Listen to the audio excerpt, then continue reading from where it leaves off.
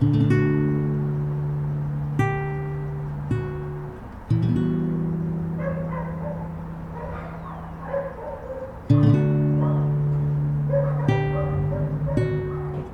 creo que aquí en Proceso sabemos que hay cosas que nos guardamos en el tintero, que en ocasiones no se pueden escribir como reportaje periodístico porque en lugar de colaborar a entender el país pueden alarmar o la gente las puede percibir como amarillismo.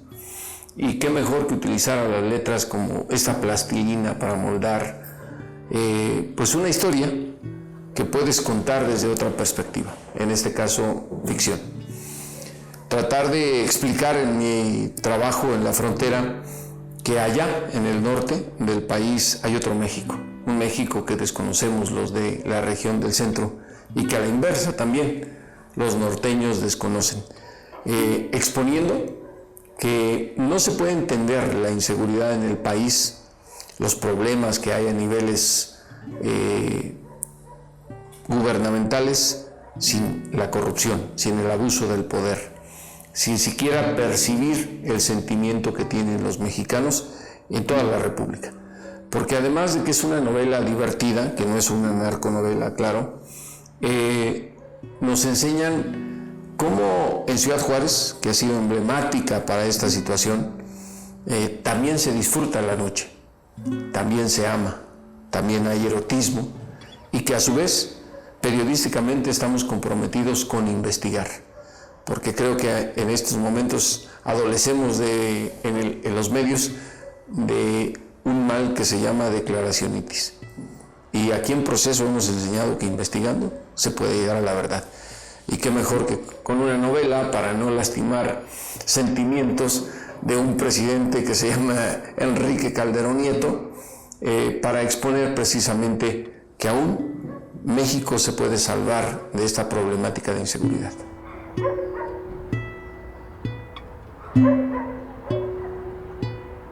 Muy complicado.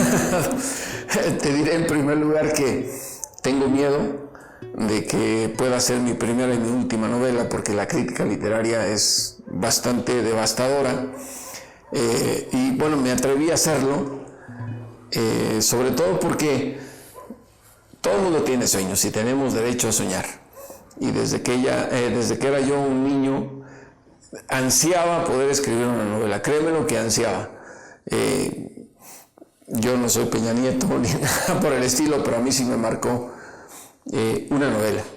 A mí me marcó El viejo y el mar, Ernest Hemingway, y yo tenía 8 años cuando la leí.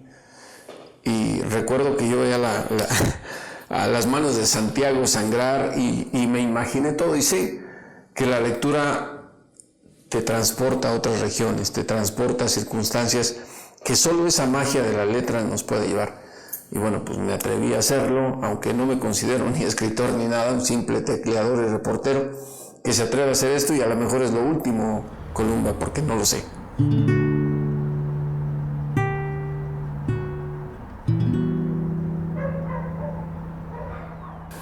Porque creo que Juárez ha sido una de las ciudades más trastocadas por el crimen organizado en los últimos años.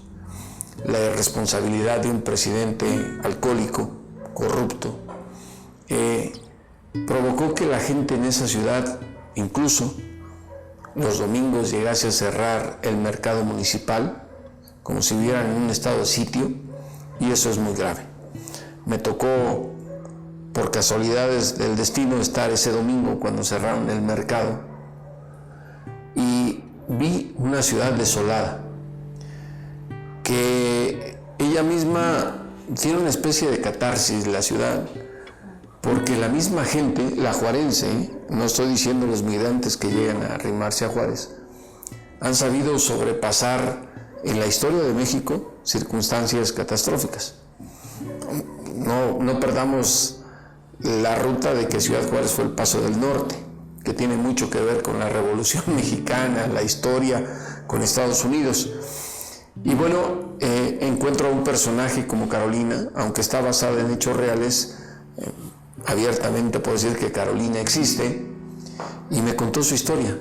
Imagínate si no te vas a fascinar con una mujer que es vidente, que padece dislexia y que además es bipolar y que ha sufrido cosas graves que pueden ayudar a explicar esta problemática de los feminicidios, del por qué en Juárez no se alarman tanto como nosotros en el resto del país cuando ocurren las cosas.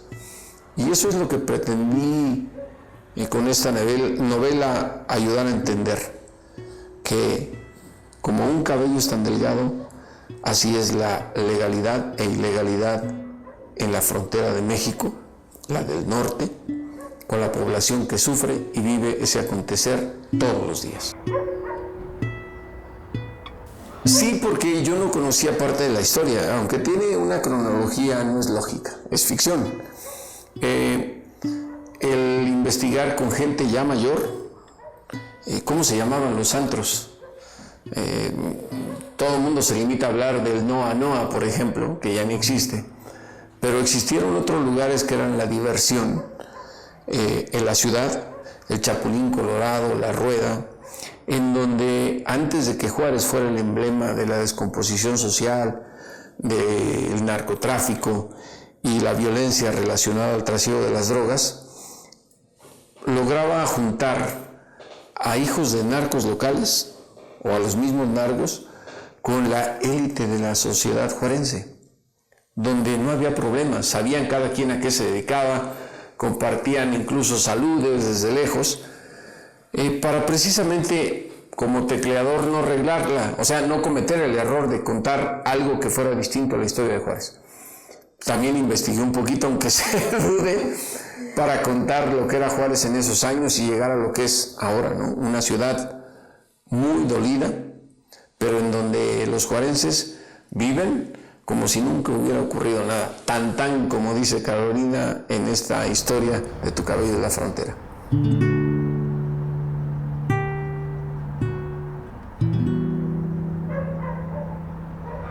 No podemos decir que todo en México está perdido porque los mexicanos no somos derrotistas. Y hay una diferencia con la gente de la frontera, ¿no? Perfectamente he entendido que ellos aseguran que en el resto del país somos flojos porque allá quien no trabaja es porque no quiere, o quien no gana para comer es porque no quiere comer, que son las circunstancias que ofrece la frontera, que es algo singular.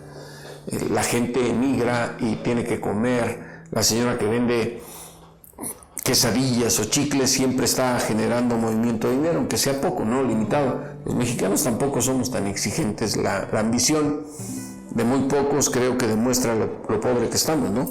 La riqueza está acumulada en una minoría, pero seguimos disfrutando de nuestra cultura.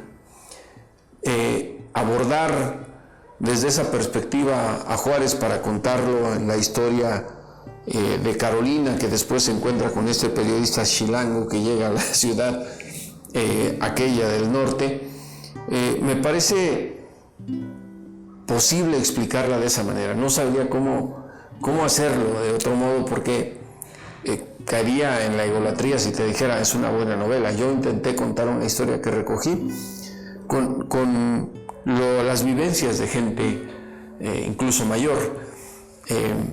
Lidia, por ejemplo, es una mujer ahora, en la actualidad, que tiene más de 80 años y que hizo cosas que yo le achaqué a Carolina, que hacen entender por qué la frontera de México, la del norte, es tan desconocida por el resto de la República.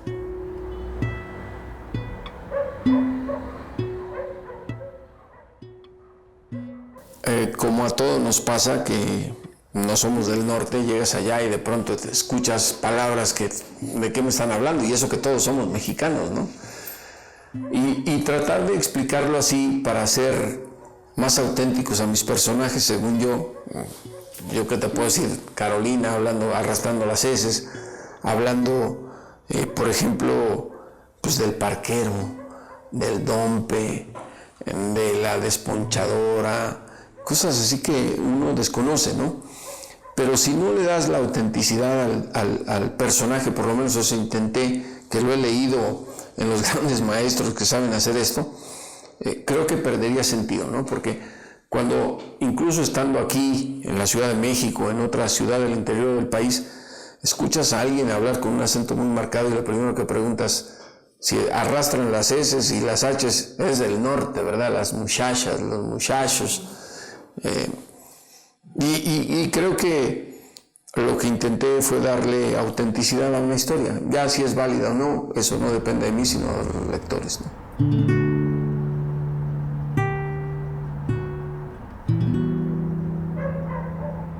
Es que es imposible despegar a Ciudad Juárez del Paso, ¿no? Y a lo que significa Estados Unidos para ellos, para los juarenses. Cuando empecé a platicar con la verdadera Carolina y que a mí siempre me sigue llamando la atención esa capacidad que tiene la gente que vive en la frontera de cualquier ciudad con su mica, de entrar y salir de Estados Unidos 2 o 3 veces al día si quieren, o ir nada más simple a tomarse una soda, como dicen ellos, a comprarse un helado, a tomarse una chela del otro lado, lo hacen con toda facilidad. Que no tiene el mismo significado Estados Unidos para ellos que para nosotros, para el resto del país. Hay una escena marcada en el primer capítulo cuando trato de presentar quién es la familia Campos Robles y de dónde viene Carolina, en la cual ellos viviendo en el Cerro del Indio, en las faldas del Cerro del Indio, que así se llama ese cerro, donde se lee la Biblia y valga la redundancia, ellos desde su patio, desde los lavaderos de su casa, veían el paso, el Chuco, como le llaman, la carretera interestatal número 10. Pero para ellos era normal, como levantarte aquí, no sé, yo sé que nadie de Proceso vive en la entrada de Toluca, esta zona multimillonaria, y vería otras cosas en Santa Fe. Ellos ver al paso era normal, ¿no? Para ellos era su patio de enfrente, valiéndoles madre que para los Estados Unidos México fuera su patio trasero. Ese tipo de, pues, si tú quieres, asimetrías, son importantes para entender quién es la gente del norte. Yo lo único que pretendo hacer con esta novela es que quien la lea entienda que aunque somos un país tan rico en cultura, las regiones nos dividen y vemos tanto la política como la sociedad desde una lupa diferente. Los norteños están muy pegados a Estados Unidos y aun cuando lo ven así como una cosa normal y critican, no dejan de cruzar. ¿Por qué? Porque como dicen, no, es que la ropa de allá dura más y está más barata. No, pues quiero ir a comer algo distinto, por ejemplo. O simplemente voy de compras al supermercado allá porque las manzanas, la fruta, como dicen los juarenses, que nos llega de México ya nos llega la más jodida, porque primero ya la escogieron en todo el centro del país y ya lo que llega al norte llega más seco, más chiquito. Me contaba la verdadera Carolina que la primera vez que vino a la Ciudad de México entró a un mercado y vio el tamaño de las manzanas, no lo podía creer. Porque dice, allá nos llegan unas manzanitas todas chupadas y secas, ¿no? Pues eso es.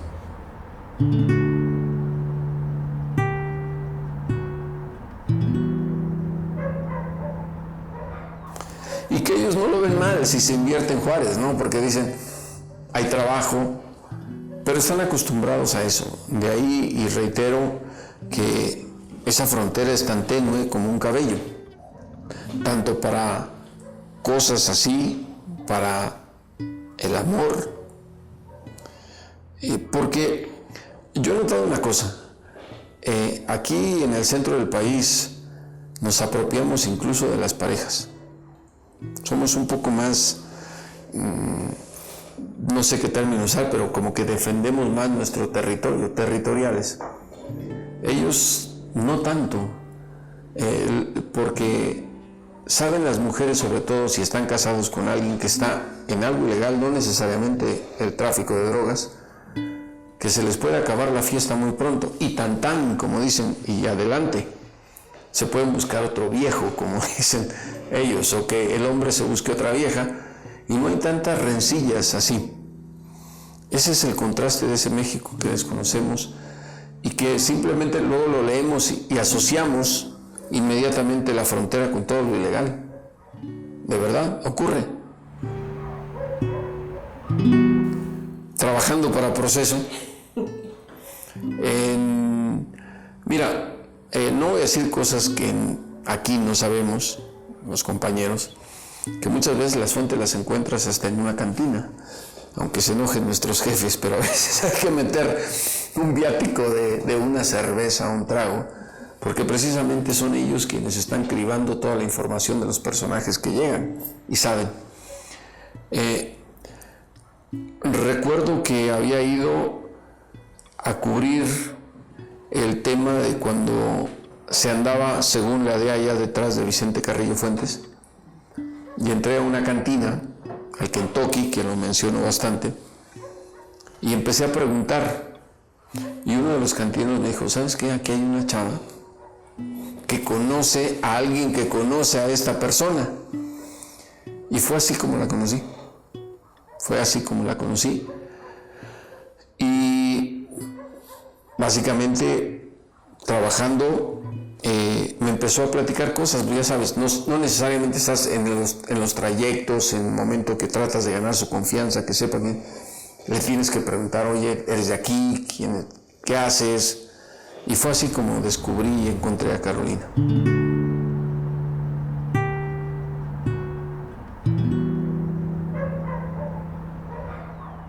Porque no podemos obviar una cosa tan simple que es la problemática del país no se entiende sin corrupción. Y para exponer esa corrupción creo que se necesita el periodismo de investigación. Adolecemos en estos momentos los medios de comunicación de una enfermedad que se llama declaracionitis. Y si te das cuenta, sobre todo en los últimos años, 20 años, la nota es lo que digan, hay que cotejarlo. Yo insisto, porque los funcionarios, y a lo mejor aquí también me van a poder criticar y con toda razón, que llevo ya muchos años en Washington y he aprendido por lo menos a que el periodismo se coteja, se investiga para obligar a un funcionario a que rinda cuentas, sobre todo porque pues no está trabajando gratis, le está pagando la sociedad con los impuestos. Y trato de hacer una defensa de ese periodismo de investigación que pues sabemos aquí en México hasta hace poco era un periodismo comprado, la gran mayoría. Aquí en Proceso sabemos lo que es padecer el hecho de que nadie nos dé dinero, ¿no? Y que vivamos de lo que hacemos, que me apasiona. La verdad es apasionante el poder descubrir o desmentir, hasta como que se siente bonito, ¿no? Que digas, si estás diciendo mentiras y aquí está. Y aunque vienen los desmentidos aquí a veces sin sentido, es bueno. Y eso es lo que hace a una nación grande, ¿no? Porque hemos perdido los periodistas la confianza que nos tenía la sociedad precisamente por tantos ejemplos que hubo en los últimos 20 años, sobre todo, de estos reporteros que se vuelven millonarios repitiendo lo que les dice el gobierno. Y creo que no es que me quiera sacar una bandera y decir, este se está rasgando las vestiduras, ¿no? Me parece que lo único que hace que alguien pueda cumplir su trabajo honestamente es con el prestigio que cada uno puede tener.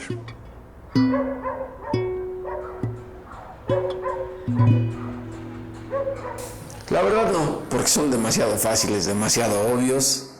Quienes han descompuesto, imagínate ese híbrido, ¿no? El país estaría peor de lo que está.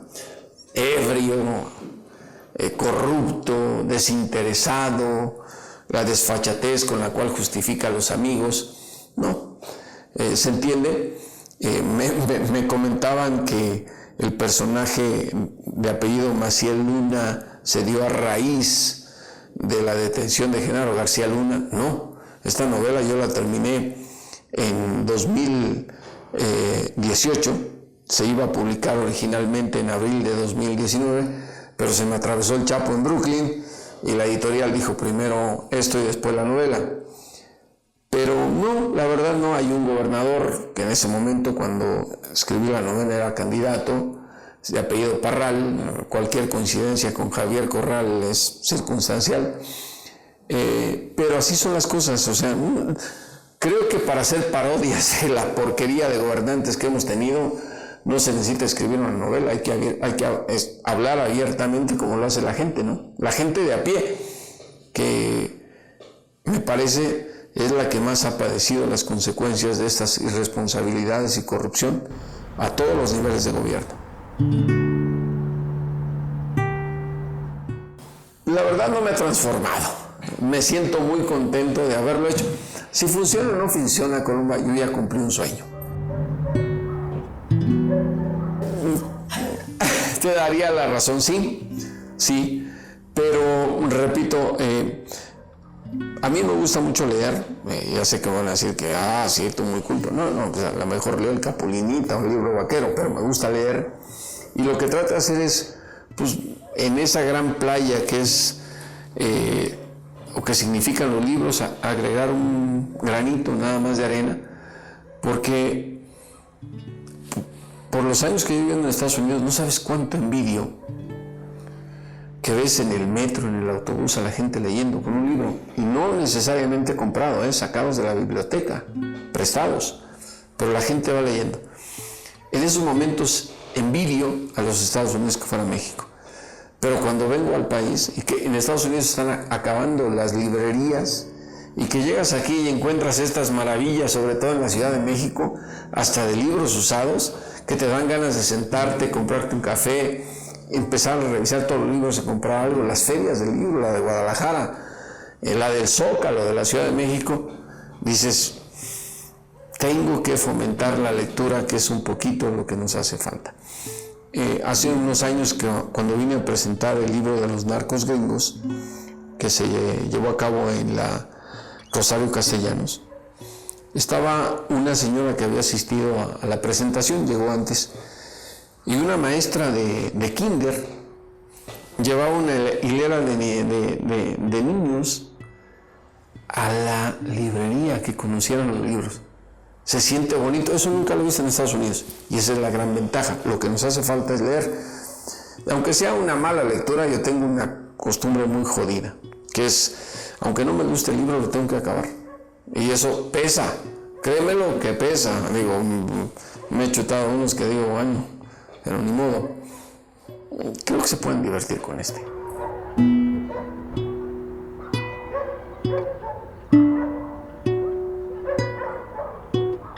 Mira, fue una gran sorpresa. O sea, no me quiero hacer el de la boca chiquita, como dicen, porque me avisaron la noche misma que se iba a anunciar.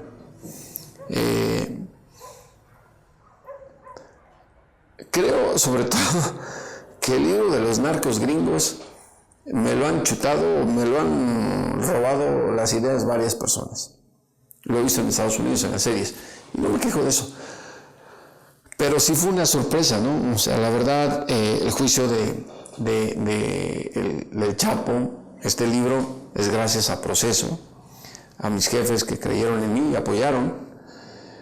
Pero nunca me imaginé que en Estados Unidos quisieran hacer una película en inglés, pero enfocada a algo, a los fiscales, a exponer la corrupción de Estados Unidos, que también hay. El Chapo les importa un pito en la historia.